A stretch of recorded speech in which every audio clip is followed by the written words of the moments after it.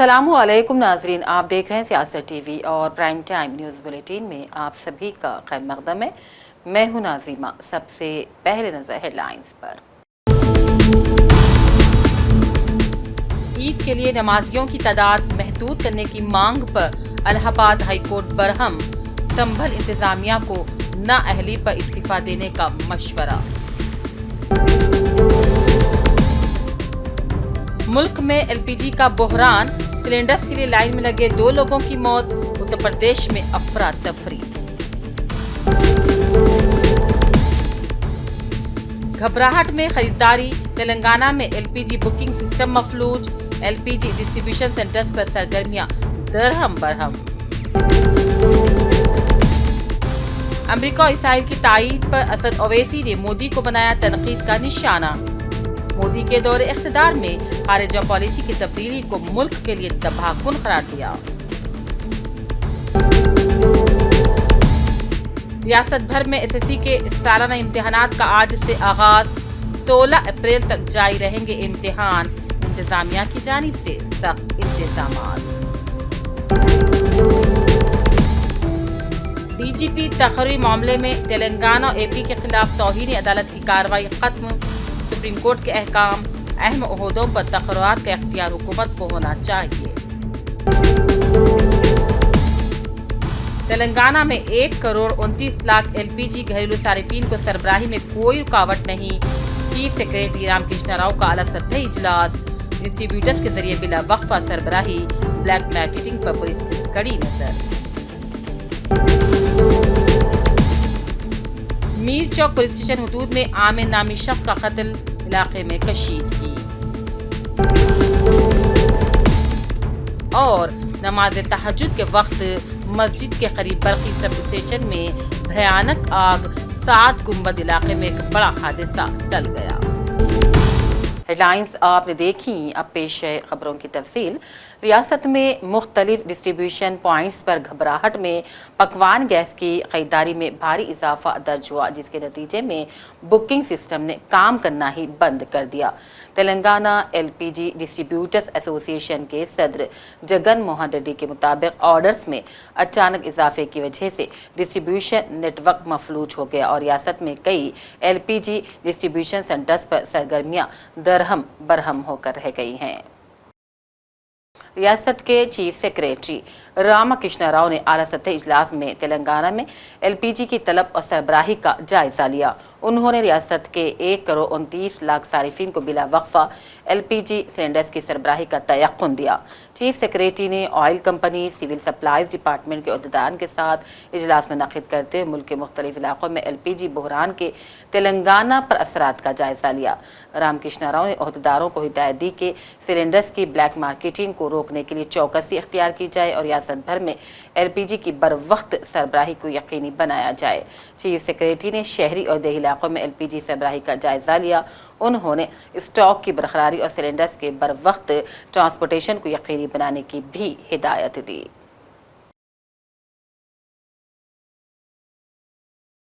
और आज से रियासत में एसएससी यानी कि 10वीं जमात के सालाना इम्तिहानात का बाकायदा आगाज़ हो गया है और ये इम्तिहानात 16 अप्रैल तक जारी रहेंगे। रियासत में इम्तिहानात के सिलसिले में इंतज़ामिया की जानिब से वाज़ेह इंतज़ामात किए गए हैं। हुक्काम ने वाज़ेह कर दिया है कि इम्तिहान शुरू होने के मुक़र्रर वक्त के बाद सिर्फ 5 मिनट की ताख़ीर तक तलबा को दाखिले की इजाज़त होगी। इसके बाद किसी भी तालिब इल्म को मरकज़ी इम्तिहान में दाखिल नहीं होने दिया जाएगा। इसीलिए तलबा को मशवरा दिया जाता है कि किसी भी परेशानी से बचने के लिए अपने अपने इम्तिहानी मराकिज़ पर वक्त से पहले पहुंच जाएं। सुप्रीम कोर्ट ने वाज़ेह किया कि ऐसी रियासतें जहां डायरेक्टर जनरल पुलिस यानी कि डीजीपी के तकर्रुर के सिलसिले में एक अलहदा कानून मौजूद है, वो अपने कानून के मुताबिक अमल कर सकते हैं, जबकि दीगर रियासतों को सुप्रीम कोर्ट की जारी करदा गाइडलाइंस पर अमल करना होगा। Chief justice Suryakant, justice J Bagchi और जस्टिस विपल पंचोली पर मुश्तमिल बेंच ने बिहार, आंध्र प्रदेश और तेलंगाना के खिलाफ तौहीनी अदालत की कार्रवाई को खत्म कर दिया है, क्योंकि तीनों रियासतों में डीजीपी के तकर्रुर के लिए यूनियन पब्लिक सर्विस कमीशन को तजावीज़ रवाना की जाती हैं। चीफ मिनिस्टर रेवंत रेड्डी ने कहा कि हुकूमत तकरीबन 60 लाख अफराद का हेल्थ डाटा तैयार कर रही है और उन्हें जल्द डिजिटल हेल्थ कार्ड्स दिए जाएंगे। उन्होंने बताया कि हुकूमत पहले ही 1 करोड़ 30 लाख खानदानों को लाइफ इंश्योरेंस फराहम करने का मंसूबा बना चुकी है, जबकि इस साल गरीब तबकात को मुफ्त तिब्बी सहूलत फराहम करने के लिए आरोग्यश्री स्कीम और chief minister relief fund CMRF के तहत तकरीबन 1800 करोड़ रुपये खर्च किए गए हैं। लकड़ी के पुल पर मौजूद वेस्टर्न अस्पताल में आज गरीब और मुस्तहक मरीजों की बर वक्त मदद के लिए पीस फाउंडेशन का क़याम अमल में लाया गया। इस मौके पर रियासती वज़ीर अक़लियती बहबूद अज़हरुद्दीन, MLC यूनिस रजिस्टर सियासत जनाब आमिर खान, साबिक़ वज़ीर महमूद अली, हुकूमत के मुशीर मोहम्मद अली शब्बीर और अस्पताल इंतज़ामिया के अलावा दूसरे भी मौजूद थे। इस मौके पर मौजूद तमाम अफराद ने फाउंडेशन के लिए अपनी अपनी जानिब से बड़ी रकम का ऐलान किया।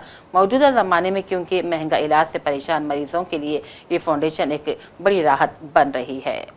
लोग बोलते अदर साहब आप तो इसको लेके ही चलना पड़ेगा, और फिर बोला नहीं तो लेके चलना तो पड़ेगा और तो इसका इलाज के लिए वो तो एक ही जवाब देते उन्होंने बता रहे आपको क्रिकेट कोल खेलने के लिए बोला था, हमने तो नहीं बोला था आपको गिरफ्त कर दूंगा। लेकिन मेरे आज ये पीस फाउंडेशन है जो बहुत अच्छा फाउंडेशन है, इसमें ज़रूर मैं पूरा हेल्प करूँगा, क्योंकि आज तो एकदम बिल्कुल जल्दी में हर चीज़ हो रही। कभी आप लोग मौका मिलेगा तो आप आइए, ऑफिस में भी आइए, सबीर भाई भी है और महमूद सर भी है, इंशाल्लाह सब जने मिलकर इस फाउंडेशन को आगे बढ़ाएंगे। और पर लेकिन एक चीज़ यहाँ पे कहूँगा कि मैं अपने जो डॉक्टर से मेरा एक इल्तिजा है कि जब भी पेशेंट आते हैं उनको एक बार अपने हेल्थ के बारे में बताना चाहिए और क्या खाना और क्या नहीं खाना वो बताना चाहिए, क्योंकि नॉर्मली जो प्रॉब्लम होते हैं वो खाने की वजह से, पेट की वजह से जितने भी प्रॉब्लम होते हैं वो पेट की वजह से होते हैं। हम लोग खाते हैं, हम लोग को समझ में ही नहीं आता क्या खाना है उन्हें, लेकिन ठीक है अच्छा खाना बिल्कुल खाना चाहिए, बट लेकिन कभी कभी आप खा सकते हैं अच्छा खाना, एकदम हर रोज़ तो खाएंगे तो फिर वो दवाई होता है कि कोई एक टाइम टेबल हमारे पास होना चाहिए जो हम उसे अपना नहीं रहे हैं, जिसकी वजह से आज बीमारियों में हम मुब्तला हो रहे हैं। तो खुद कुरान शरीफ में या इस्लामी तालीमात में ये कहा गया है कि जब आप खाना खाएं तो खाने को 3 हिस्से में बांट के खाना खाइए, एक पानी के लिए, एक हवा के लिए खाली छोड़ने के लिए और दूसरा खाने के लिए। लेकिन आज हम जिस तरीके से खा रहे हैं शायद किसी वजह ये एक चीज़ हो सकती है। दूसरी चीज़ ये है कि खुद जो बीमारियों का सिस्टम है, मैं समझता हूँ कि हम जो नेचर को रिवर्स कर रहे हैं उसके वजह से भी प्रॉब्लम हो रहा है। रात में जागना और सुबह तक देर से उठने की जो बात है, शायद उसके वजह से भी एक हमारे लिए प्रॉब्लम हो रहा है। वरना मैं समझता हूँ कि दुनिया का वाहिद मज़हब है इस्लाम जिसमें बताया गया है कि आप टाइम टेबल पर रहने की अगर बात करेंगे या टाइम मैनेजमेंट की बात करेंगे तो 5 वक्त नमाज पढ़ने का जो टाइम है या तहज्जुद का और फजर का जो टाइम है उसके बीच में सिजदे की जो अहमियत बताई गई है, उसी को अगर हम देखेंगे तो जो सेरोटोनिन, मेलेटोनिन और एक कोई केमिकल है जो रिलीज होता है वो कितना मुफीद होता है, और वो अगर उस वक्त अगर हम होशियार रहेंगे तो वो जिस्म में अब्जॉर्ब बेहतर होता है। तो ये साइंटिफिकली जैसा शबीर साहब ने बताया कि बिल्कुल इस्लाम एक साइंटिफिक मज़हब है, लेकिन साइंटिफिक मज़हब होने के बावजूद भी हम कितना साइंटिफिक इस्लाम है उससे नावाकिफ होने की वजह से बहुत सारी चीज़ें हम उससे दूर होते चले जा रहे हैं। मैं वेस्टर्न हॉस्पिटल को जब आगाज़ हुआ था उस वक्त आया था, और जो जज्बे के तहत ये हॉस्पिटल शुरू किया गया है उसका मैं एहतराम करता हूँ और आप पूरी टीम को आपको मुबारकबाद देता हूँ, इसलिए कि कॉरपोरेट स्टाइल का हॉस्पिटल ज़रूर है, लेकिन यहाँ पे ट्रीटमेंट जो हो रहा है कॉरपोरेट स्टाइल का है, लेकिन एफोर्डेबिलिटी के मामले में ये बिल्कुल ही सरकारी दवाखाने के टक्कर पे है, ये ज़रूर कहूँगा। और मैं इन सबको ये पीस फाउंडेशन के क़याम पर मुबारकबाद देता हूँ। मुस्लिम फैमिलीज जो इंश्योर्ड नहीं रहते हैं, अपने पास इंश्योरेंस का उतना अवेयरनेस नहीं है, बीमार हो जाते हैं, सडनली हॉस्पिटल आ गए, उनके पास खर्चा ही नहीं है। अब ऐसा है कि अगर फर्स्ट करिए आपके पास इंश्योरेंस है तो फिर वो मिनट्स के साथ आपका ट्रीटमेंट शुरू हो जाता, यानी 5 मिनट्स में आपका ECG हो जाता, 10 मिनट्स में आपका इको हो जाता, 15 मिनट्स में आप एंजियो के लिए चले जाते। ये सारी चीज़ें हो जाती है अगर इंश्योरेंस के पास। और जिसके पास इंश्योरेंस नहीं है उसको बोलते हैं जब तक आप 1 लाख रुपए या प्लस माइनस अगर आप जब तक आप नहीं दिए तो उस वक्त तक ट्रीटमेंट ही शुरू नहीं होता, तो वाइटल टाइम जो है वो लॉस हो जाता, ब्रेन डैमेज हो जा सकता, हार्ट डैमेज हो जा सकता। तो ऐसे वक्त में हॉस्पिटल इंश्योर अगर करा, हॉस्पिटल की तरफ से अगर हेल्प रही कि भाई इसको हम हेल्प करेंगे, तो ये जो वाइटल टाइम है वो वाइटल टाइम को हम सेव करके पेशेंट की हेल्थ का और जो सो उसकी सेहत का पूरा ख्याल कर सकते हैं। तो इस वजह से हम सोच रहे थे कि ये ऐसा फाउंडेशन होना चाहिए जो इनडायरेक्टली पेशेंट को एसेस कर ले कि ये पेशेंट डिजर्विंग है और इसको हेल्प की जरूरत है। Patient has a neuro problem. It is just not a burden for the family, but it is a burden for the for the society also.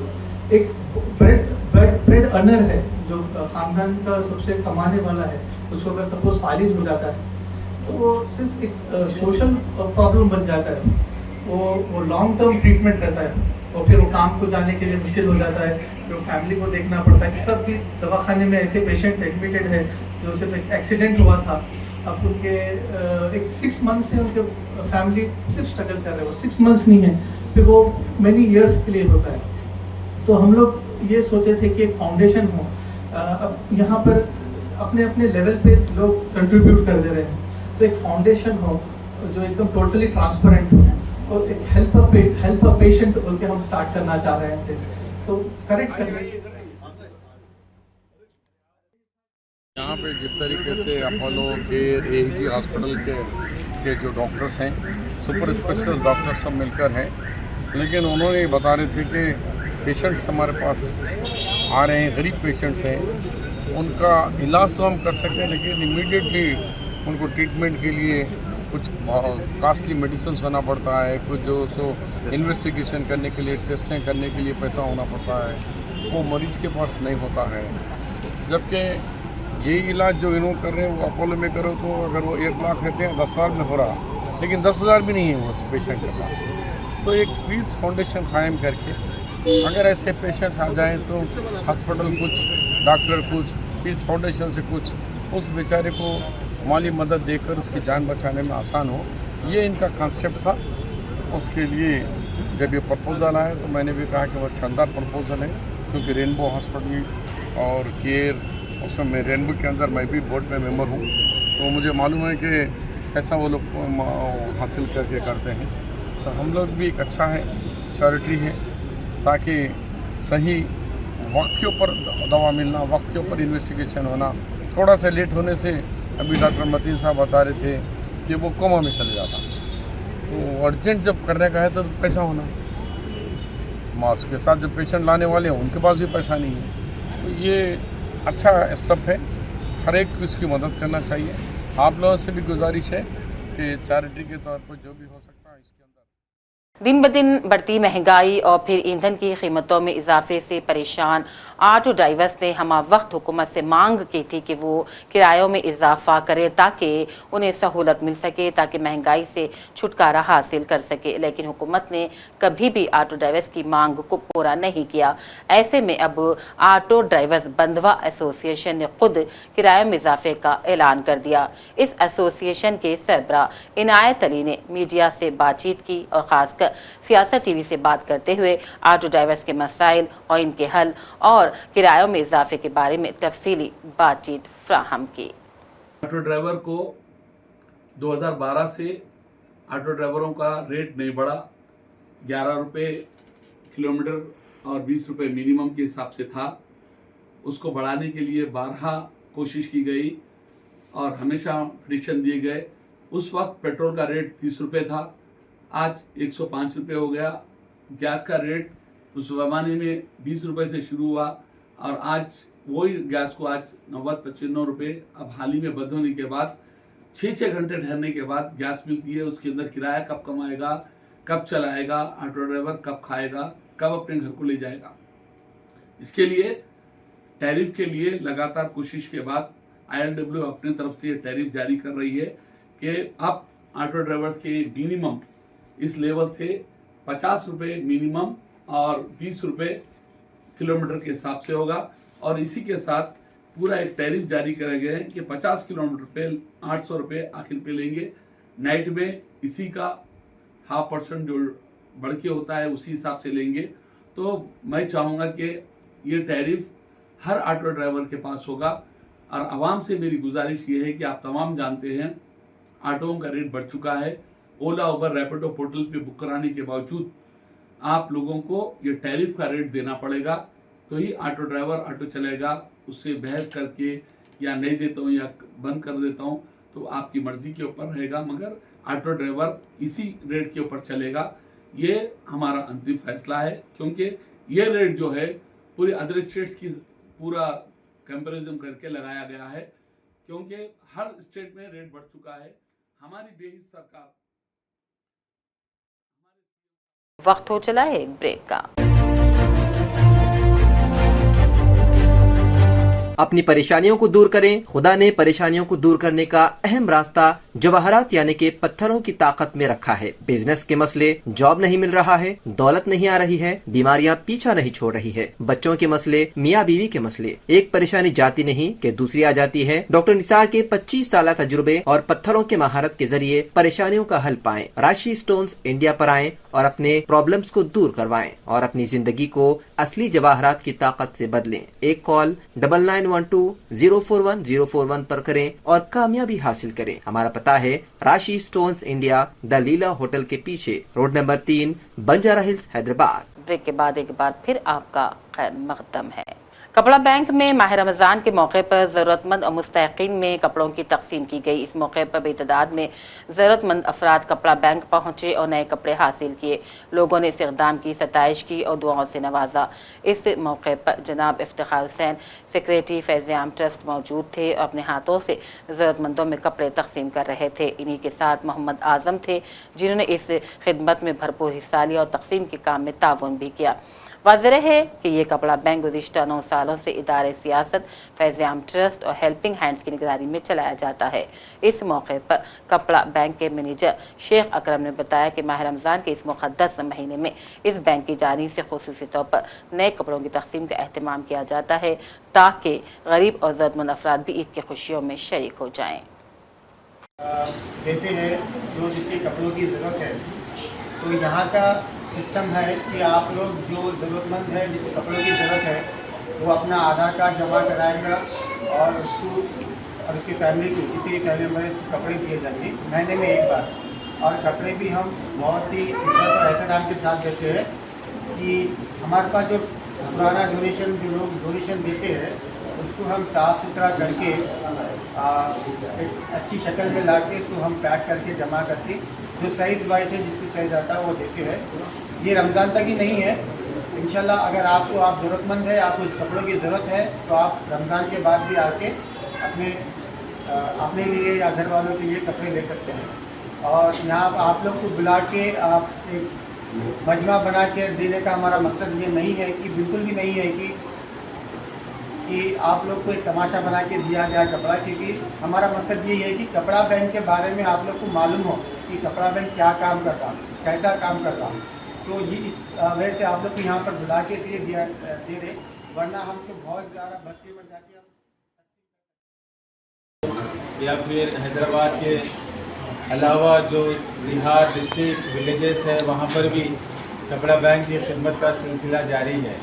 जैसा कि आप जानते हैं कि कपड़ा बैंक को 3 इदारे मिलकर इस कपड़ा बैंक को चला रहे हैं, फैज़-ए-आम ट्रस्ट और हेल्पिंग हैंड और सियासत मिल्लत फंड। ये 3 इदारों के ताउन से ये कपड़ा बैंक करीब 9 साल से लोगों की खिदमत में जुड़ा हुआ है और हर साल की तरह इस साल भी कपड़ा बैंक की जानिब से नए मलबूसात जो ज़रूरतमंदों में तकसीम करने का आज ये एहतमाम रखे हैं। इस तकरीब में जो हेल्पिंग हैंड और सियासत मिल्लत फ़ंड के ज़िम्मेदारान हैं, माह सियाम की मसरूफियात की वजह से वो गैर हाजिर हैं।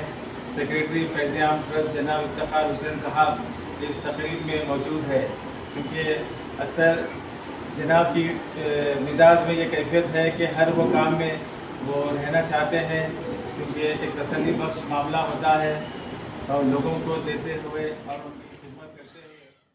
माह रमज़ान माह मुक़द्दस के मौके पर वरंगल मगरिबी हल्के के MLA नाइनी राजेंद्र रेड्डी की जानिब से हनमकुंडा के रायपुरा में वाक़ ज़िक्रिया फंक्शन हॉल में शानदार दावत इफ्तार का अहतमाम किया गया।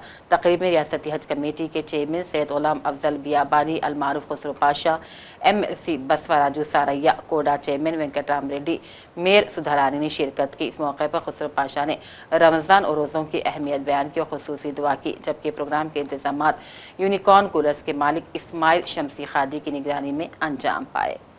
उसकी दुआ पर आमीन कहते चले जाओ। हम लोग खुशनसीब उम्मती है कि हम जब रोजा रखते हैं तो खुदा परवरदिगार हमारी दुआओं को कबूल फरमाता है। दुआओं का टॉपिक इसलिए लिया मैं, आज सारे हिंदुस्तान में दुआओं की जरूरत है, अमन की जरूरत है, सलामती की जरूरत है, शांति की जरूरत है, मोहब्बत की जरूरत है। तो इसकी मिसाल आपको राजेंद्र रेड्डी से लेकर रेवंत रेड्डी साहब तक आपको ये बात महसूस होगी। इस साल देखिए आप जो किट्स दिए गए, जो कपड़े दिए गए, अल्हम्दुलिल्लाह बेहतरीन कपड़े दिए गए। वो दिन खबर रात में मेरे पास राजेंद्र रेड्डी साहब ने लोगों को कपड़े दिया तो लोग कपड़े खोल के वापिस आए। हम 7-8 साल से कपड़े ले रहे थे, लेकिन इस साल जो कपड़े दिए गए हैं वो बेहतरीन कपड़े दिए गए हैं। रेवंत रेड्डी साहब भी हमारे चीफ मिनिस्टर से लेकर हमारे MLA साहब तक और हमारे तमाम वज़रा इस बात पर सीरियस है। आर्गेनो होम एक्सपो 2 का हाईटेक्स में इनेकाद अमल में लाया गया। सारिफीन के लिए जदीद और बेहतरीन लाइफ स्टाइल से मुताल्लिक़ ये एक्सपो काफ़ी अहमियत का हामिल माना जाता है। इस मौके पर एक्सपो के इंतज़ामिया ने मीडिया को तफसीलात फराहम की। ये हमारा एक्सपो का सीजन 2 है, जहाँ पे हमारे 10 प्रोजेक्ट्स है जो हम शोकेस करना चाहते हैं यहाँ पे। तो यूजुअली जब कस्टमर्स आते हैं तो उन्हें 1 या 2 प्रोजेक्ट के बारे में पता होता है, बट हमारे पास अभी 10 प्रोजेक्ट्स है जो हमें कस्टमर्स को बताना है, इसलिए हमने ये एक्सपो ऑर्गेनाइज किया है, जिसकी वजह से कस्टमर यहाँ पे आएंगे तो ऑर्गेनो में 10 प्रोजेक्ट्स है, ये उन्हें पता चलेगा पहली बात। तो दूसरी बात, कस्टमर को क्या है इसमें। आज के टाइम में लाइफस्टाइल जो है कस्टमर की बहुत ज्यादा इंपॉर्टेंट हो गई है, बिकॉज अगर आप बाहर कहीं पे भी देखोगे तो कस्टमर क्या खा रहे हैं, एक इंसान क्या खाता है उसे पता नहीं कि वो रियल है या नहीं, वेरीफाइड है या नहीं। बट हमने एक ऐसी कम्युनिटी बनाई है जिसका डिजाइन सबसे बेस्ट है। सेकंड इज भारत में ऐसी कोई कम्युनिटी नहीं है जहाँ में आपको कम्युनिटी फार्मिंग करने को मिलती है। आपके सामने सारे वेजिटेबल्स और फ्रूट उगाए जाते हैं। हमारे पास गौशाला भी है। तो जब कस्टमर यहाँ पे एक विला खरीद टोरी चौकी के करीब मौजूद सात गुंबद इलाके में आज अलसुब तकरीबन 2:30 बजे अचानक आग लग गई। ये आग मस्जिद तौहीद के करीब शॉर्ट सर्किट के बायस भड़क उठी, जिससे कि इलाके में कुछ देर के लिए खौफ फैल गया। आग मस्जिद के करीब मौजूद चंद दुकानात तक भी फैल गई। वहां रखे टायर और कुछ छोटे गैस सिलेंडर भी फट पड़े। इस हादसे में एक mechanic shop, gas servicing centre और टिफिन सेंटर को शदीद नुकसान पहुंचा। पुलिस और फायर ब्रिगेड की अमला मौके पर पहुंचा और काफ़ी मुश्किल के बाद आग पर काबू पाया गया, जिससे बड़ा हादसा टल गया। मुकामी अफराद के मुताबिक इस वक्त मस्जिद में रमज़ान की नमाज तहज्जुद के सबब तकरीबन 1000 अफराद मौजूद थे। ताहम खुशकिस्मती से किसी को कोई जानी नुकसान नहीं पहुंचा। नुकसान का तखमीना लगाया जा रहा है और मुतासिरीन की हर मुमकिन मदद का भी ऐलान किया गया। मीर चौक पुलिस स्टेशन हदूद में जुमा की शाम कत्ल का एक मामला दर्ज हुआ। मकतूल की शिनाख्त आमिर के तौर पर की गई है। हादसे से इलाके में कशीदगी फैल गई थी, क्योंकि इत्तला मिलने पर पुलिस की टीमें मौके पर पहुंची। लाश को पोस्टमार्टम के लिए मुंतकिल किया गया। पुलिस हुक्काम ने तफ्तीश शुरू कर दी और मुलजिमीन की शिनाख्त के लिए करीबी इलाकों की CCTV फुटेजेस की जाँच की जा रही है। कत्ल के पीछे महरिकात की तस्दीक होना मजीद बाकी है। उत्तर प्रदेश के ज़िले संभल में वाक़ मस्जिद में नमाजियों की तादाद को महदूद करने के यूपी इंतज़ामिया के फैसले को इलाहाबाद हाईकोर्ट ने खारिज कर दिया। अदालत ने अपने रिमार्क्स में कहा, अगर अफसर नज़्म व नस्ख बरकरार नहीं रख सकते तो फिर इस्तीफ़ा दे दे। अदालत ने रियासत के फ़राइज़ पर जोर दिया और कहा, उत्तर प्रदेश इंतज़ामिया हर कम्यूनिटी के लिए अपने मजहबी मुकाम पर पुरअमन इबादत करने का हक़ यकीनी बनाने, ख़ास तौर पर अगर ये निजी मिल्कियत हो तो फिर इसकी हिफाजत की जाए। आसाम के इलाके सलचार में एक इंतखाबी जलसे से खिताब करते हुए वज़ीर आज़म मोदी ने कांग्रेस को कई तनकीद का निशाना बनाया और कहा, कांग्रेस पार्टी ईरान जंग के बहाने मुल्क में खौफ का माहौल पैदा कर रही है। उन्होंने दावा किया कि मुल्क में गैस की कोई किल्लत नहीं है। जैसे कांग्रेस ने नॉर्थ ईस्ट को अपने हाल पर छोड़ दिया था, ठीक वैसे ही बराक वैली को भी बेहाल करने में कांग्रेस की बहुत बड़ी भूमिका रही है। जब देश आजाद हुआ तो कांग्रेस ने ऐसी बाउंड्री खींचने दी जिसे बराक घाटी का समंदर से संपर्क ही कट गया। जो बराक वैली कभी ट्रेड रूट के रूप में, एक औद्योगिक केंद्र के रूप में जानी जाती थी, उस बराक वैली से उसकी ताकत ही छीन ली गई। आजादी के बाद भी दशकों तक कांग्रेस की सरकारें रही, लेकिन बराक घाटी के विकास के लिए कुछ खास नहीं हुआ। साथियों, बीजेपी की डबल इंजन सरकार इस स्थिति को बदल रही है। हम बराक घाटी को फिर से व्यापार कारोबार का बड़ा हब बनाने के लिए निरंतर काम कर रहे हैं।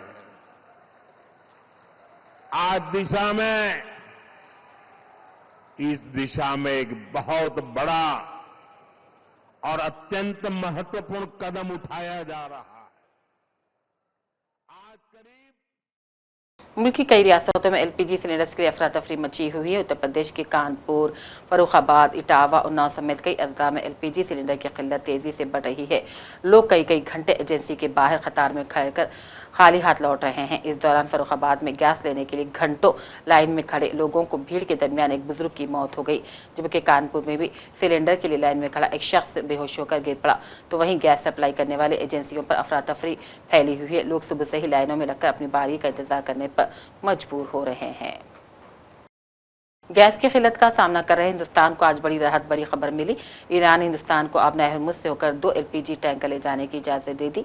आज ही हिंदुस्तान में ईरान के सफीर मोहम्मद फतेह अली ने इशारा दिया था कि हिंदुस्तान को दुनिया के सबसे अहम समंदरी रास्तों में से एक यानी कि आब नहर से तेल की आमदरफ्त के लिए महफूज रास्ता दिया जाएगा। अमेरिका और इसराइल की तायद पर असद ओवैसी ने मोदी को कड़ी तनकीद का निशाना बनाया। असद ओवैसी जुम्मतुल विदा के मौके पर हैदराबाद की मक्का मस्जिद में नमाज जुमा के इज्तिमा से खिताब कर रहे थे। ओवैसी ने मोदी के दौरे इख्तिदार में खारजा पॉलिसी की तब्दीली को मुल्क के लिए तबाहकुन करार दिया। उन्होंने कहा, इसराइल अमेरिका ला एतबार हुकूमत को ये बात समझनी होगी। था कि ईरान के सदर से बात किए, नहीं गलत हुआ, हमला नहीं होना था, और फिर आप बात कर लिए उनसे।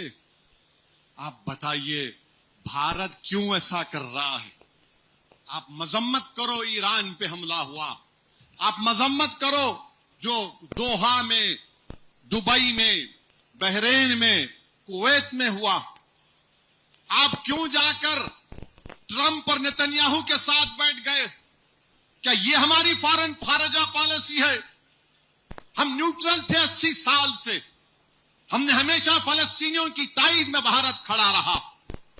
मगर मेरे अजीज दोस्तों और बुजुर्गों, अफसोस की बात है कि कल वजीर आजम, जबकि कल नहीं 10 दिन पहले वजीर आजम को फोन करके कहना था कि किसी मुल्क पर हमला नहीं हो सकता है, इंटरनेशनल कानून के खिलाफ है किसी मुल्क पर हमला करना। हमने पाकिस्तान पर हमला किया। लोग बोलेंगे कैसा किया? आर्टिकल 51 सेल्फ डिफेंस का अख्तियार मुझे आकिल है। पहलगाम पर पाकिस्तान ने 21 टूरिस्ट को नाम पूछकर, क्योंकि हिंदू थे, गोली मारी। मैंने ऑल पार्टी मीटिंग में कहा कि मारो पाकिस्तान को, क्योंकि आर्टिकल 51 यूएन चार्टर हमको इस बात का इजाजत देता है। मगर ईरान पर ट्रंप और नेतन्याहू क्यों हमला किए? ये जालिम लोग बातचीत कर रहे थे। आज आप देख रहे ये साजिश है इन लोगों की, ये तमाम मुशरिकीन की साजिश है कि अहले इस्लाम को बांट दिया जाए। ये जलते हैं हमारे अरब ममालिक की खूबसूरतियों को देखकर, ये बर्बाद करना चाहते हैं। अल्लाह इन तमाम को अक्ल सलीम अता कर दे। याद रखो, अगर गाजा खंडेर बन गया तो कहीं तुम लोग भी। आखिर में लाइंस पर डालते हैं एक और नजर। ईद के लिए नमाजियों की तादाद महदूद करने की मांग पर इलाहाबाद हाईकोर्ट बरहम, संभल इंतजामिया को नाअहली पर इस्तीफा देने का मशवरा। मुल्क में एलपीजी का बहरान, सिलेंडर के लिए लाइन में लगे 2 लोगों की मौत। उत्तर प्रदेश में अफरा तफरी। घबराहट में खरीदारी, तेलंगाना में एलपीजी बुकिंग सिस्टम मफलूज। एलपीजी डिस्ट्रीब्यूशन सेंटर्स पर सरगर्मियां दरहम बरहम। अमेरिका और इसराइल की ताईद पर असद ओवैसी ने मोदी को बनाया तनकीद का निशाना। मोदी के दौरे इख्तिदार में खारिजा पॉलिसी की तब्दीली को मुल्क के लिए तबाहकुन करार दिया। रियासत भर में एसएससी के सालाना इम्तिहानात का आज से आगाज। 16 अप्रैल तक जारी रहेंगे इम्तिहान। इंतजामिया की जानिब से सख्त इंतजामात। डीजीपी तकरीरी मामले में तेलंगाना और एपी के खिलाफ तौहीन अदालत की कार्रवाई खत्म। सुप्रीम कोर्ट के अहकाम, अहम ओहदों पर तकरार का इख्तियार हुकूमत को होना चाहिए। तेलंगाना में 1,29,00,000 एलपीजी घरेलू सारिफीन को सरबराही में कोई रुकावट नहीं। चीफ सेक्रेटरी रामकृष्ण राव का आला सतही इजलास। डिस्ट्रीब्यूटर्स के जरिए बिला वक्फा सरबराही, ब्लैक मार्केटिंग पर पुलिस की कड़ी नजर। मीर चौक पुलिस स्टेशन हदूद में आमिर नामी शख्स का कत्ल, इलाके में कशीदगी। और नमाज तहज्जुद के वक्त मस्जिद के करीब बरकी सब स्टेशन में भयानक आग। 7 गुंबद इलाके में एक बड़ा हादसा टल गया। इसी के साथ प्राइम टाइम बुलेटिन का सिलसिला अब यहीं अख्ताम को पहुंचता है। पूरी टीम के साथ दीजिए इजाजत। देखते रहिए सियासत टीवी। अल्लाह हाफिज।